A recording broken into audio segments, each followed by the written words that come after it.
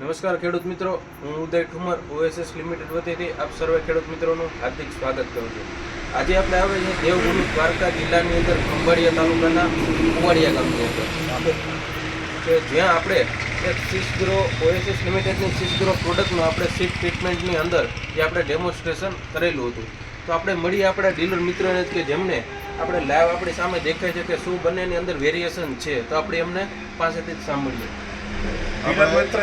વનરાજ agro agency જામ ખંભાળિયા. આમાં સિસગ્રોનો પટ મારેલ નથી. 4 દિવસ પહેલા જ આમાં મારેલો છે. આ ઘઉંમાં બરાબર 4 દિવસ પહેલા જ આ ડેમો માર્યો હતો.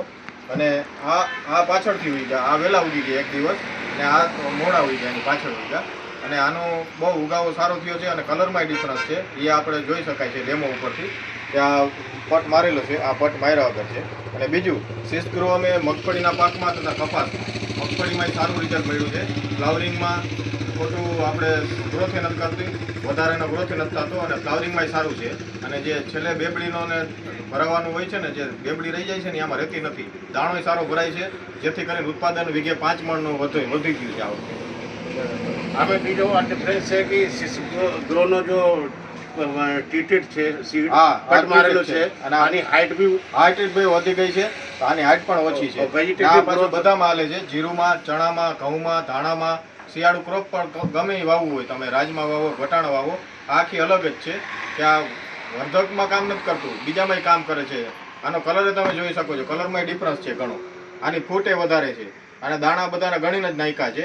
આમાં ને એમાં બેમાં સરખા જ દાણા છે, પણ હજી ઉગાય નથી ઘણા દાણા. આમાં 100% ઉગાવો થઈ ગયો છે, એ જોઈ શકાય છે નરી આંખે.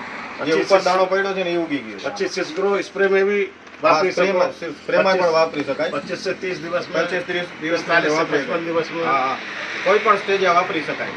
રિઝલ્ટ બહુ સારું છે, આખો ડિફરન્સ પડી જાય છે. તો બાપુનું કહેવું એવું છે કે આપણે આવનારા જે ચણા અને જીરુનો જે પાક છે એમાં વીઘાની અંદર 4 થી 5 મણ જે ઉત્પાદનમાં નોંધપાત્ર વધારો થઈ જાય. મળી શકાય છે. બરાબર. મગફળીમાં થઈ ગયું. બરાબર. તો ખેડૂત મિત્રો 20 ml પર પંપની અંદર એક વખત સિસગ્રોનો ઉપયોગ અવશ્ય કરવો.